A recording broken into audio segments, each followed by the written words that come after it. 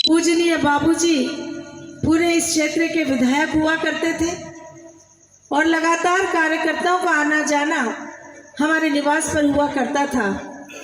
एक दिन अचानक रविंद्र भैया आए और उन्हें पता चला कि मैं वहाँ बैठी हूँ। कभी मिले नहीं थे, पहली बार ही मिलने आए थे। उनको पता चला कि मैं बैठी हूँ तो भाभी बैठी है, तो चलो 2 मिनट मिलकर आते हैं, परिचय भी हो जाएगा और एक काम है वो काम भी बता देंगे। रविंद्र भैया आए, उन्होंने कहा कि भाभी पहली बार आपसे मिलने आ रहा हूँ। मैं कोलार पर हमेशा दशहरा उत्सव का आयोजन करता आया हूँ। हर बार हमको मंच बनाना पड़ता है। इस बार हम चाहते हैं कि अगर आप राशि दे दोगे तो हमारा एक स्थायी मंच बन जाएगा और हमें बार बार मंच बनाना नहीं पड़ेगा। वो स्थायी मंच के रूप में हर बार विजयादशमी का वो उत्सव हम मनाएंगे।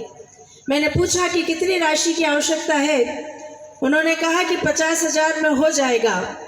हमने तत्काल 50,000 रुपये की राशि उस मंच के लिए उन्हें उपलब्ध कराई। उनको इतना आश्चर्य हुआ। उन्होंने कहा कि मैं तो सिर्फ अपनी एक बात रखने आया था कि पता नहीं आप मानोगे या नहीं मानोगे, पर मैं नहीं जानता कि आपने ना केवल मेरी बात सुनी बल्कि तत्काल वो राशि हमें दे दी। और हम अब इस बार जब विजयदशमी का पर्व मनाएंगे तो उस स्थायी मंच के ऊपर मनाएंगे। और मैंने कहा कि रविंद्र भैया आप मेरे भाई हो। छोटा भाई जब बड़ी बहन से कुछ मांगने आता है तो बड़ी बहन की ये जिम्मेदारी होती है कि उसे खाली हाथ ना लौटाए। और उस दिन मैं समझ लिया था कि इस छोटे भाई में वो योग्यता, वो प्रतिभा कूट कूट कर भरी हुई है कि यदि मैं जनसेवा का काम करना चाहता हूँ तो मुझे अपनी बात को कहीं रखने में किसी भी प्रकार का संकोच नहीं होना चाहिए। यही एक नेता का सबसे बड़ा गुण होता है।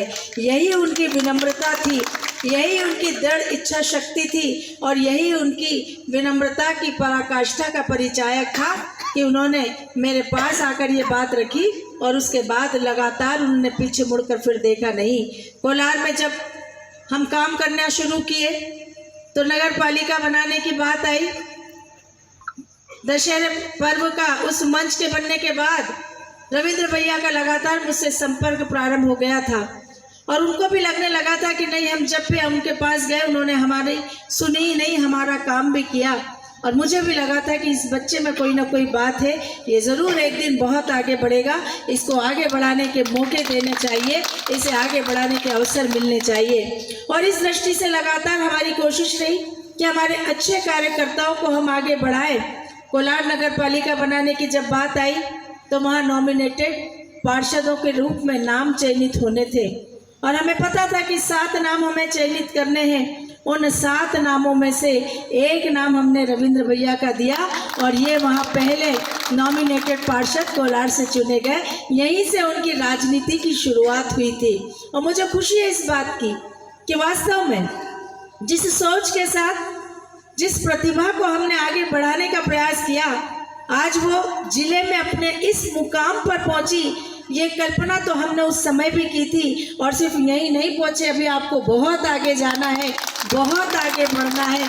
उसके बाद भी जब चुनाव आए नगर पालिका के वार्ड क्रमांक 15 राजहर्ष कॉलोनी, वहाँ से आपको टिकट दिया और उसके बाद आपने ऐतिहासिक जीत हासिल की और फिर पीछे मुड़कर देखा नहीं। वास्तव में आपके अंदर जो राजनीतिक कौशल है, जो संगठनात्मक क्षमता है, उसका परिचय देते हुए आप विनम्रता के साथ आगे बढ़ते रहे, सीढ़ी दर सीढ़ी आगे बढ़ते रहे और आज आपने भारतीय जनता पार्टी भोपाल जिले के अध्यक्ष के रूप में जब अपना एक स्थान बनाया है तो यहाँ बैठा हुआ एक एक व्यक्ति, हम सबको आप पर गर्व है। हम सब आप पर अभिमान करते हैं कि वास्तव में हमारे एक छोटे से कार्यकर्ता ने अपनी संगठनात्मक कौशल से, अपनी विनम्रता से, अपने राजनीतिक चातुर्य से आगे बढ़ते हुए, सबको साथ लेकर आगे बढ़ते हुए आज इतनी बड़ी उपलब्धि हासिल करने का काम किया।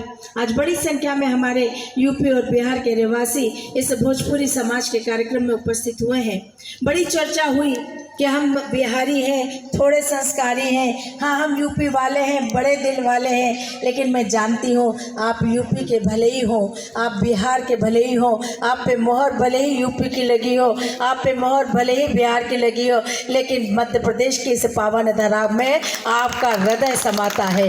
आपने यहाँ पर जो समर्पण दिया है, इस मध्य प्रदेश के पावन धरा में आपने जो मेहनत की है, आपने जो अपना एक स्थान बनाया है, ये एक राज्य से दूसरे राज्य में जाकर बनाना कोई आसान बात नहीं होती। मेरे सामने बैठा ये भोजपुरी समाज, मैं प्रणाम करती हूँ कोटि कोटि कि आपकी मेहनत, आपके परिश्रम ने अब मध्य प्रदेश की इस धरा को अपना बना लिया और मध्य प्रदेश ने भी आपको हृदय में बिठा कर रखा है। वो सम्मान देने का काम किया है कि अब आप बिहारी और भोजपुरी और यूपी के नहीं हैं, आप मध्य प्रदेश के हैं।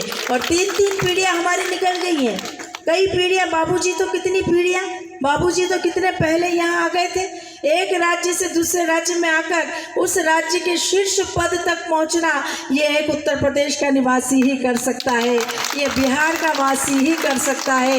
ये ताकत, ये क्षमता, ये कौशल्य बिहार और उत्तर प्रदेश के लोगों में ही हो सकता है। इसीलिए हम बिहार वासियों को, हम उत्तर प्रदेश वालों को प्रणाम करते हैं, क्योंकि हम जानते हैं कि आप में वो विनम्रता है, आप में वो मिठास है, आपकी संस्कृति, आपके संस्कार, आपकी परंपराएं। जब छठ पूजा का पर्व हम मनाते हैं तो कैसा वातावरण हो जाता है मध्य प्रदेश का, हमारे भोपाल का और गोविंदपुरा का। ऐसा लगता ही नहीं है कि हम भोपाल में हैं, लगता है कि हम कहीं उत्तर प्रदेश और बिहार के किसी शहर में हम यह कार्यक्रम मना रहे हैं। ऐसा सुंदर वातावरण, क्योंकि आपने अब यहाँ का सिर्फ बिहार के और उत्तर प्रदेश के लोग ही छठ पूजा का पर्व नहीं मनाते, अब मध्य प्रदेश वाले भी आपके रंग में रंग गए हैं, वह भी आपकी संस्कृति में रंग गए हैं। और वो सब हमारे सब एक दूसरे के त्योहारों को मनाकर हम सब शक्कर और दूध में जैसे शक्कर घुलती है ऐसे घुल मिल गए हैं। इसलिए हम सब भारत के वासी हैं, हम सब के मन में एक ही प्रेम है और एक ही बात है कि हमारा राष्ट्र प्रथम होना चाहिए, हमारा देश प्रथम होना चाहिए। फिर भले ही हम बिहार के हैं, यूपी के हैं या मध्य प्रदेश के हैं। मुझे खुशी आज इस बात की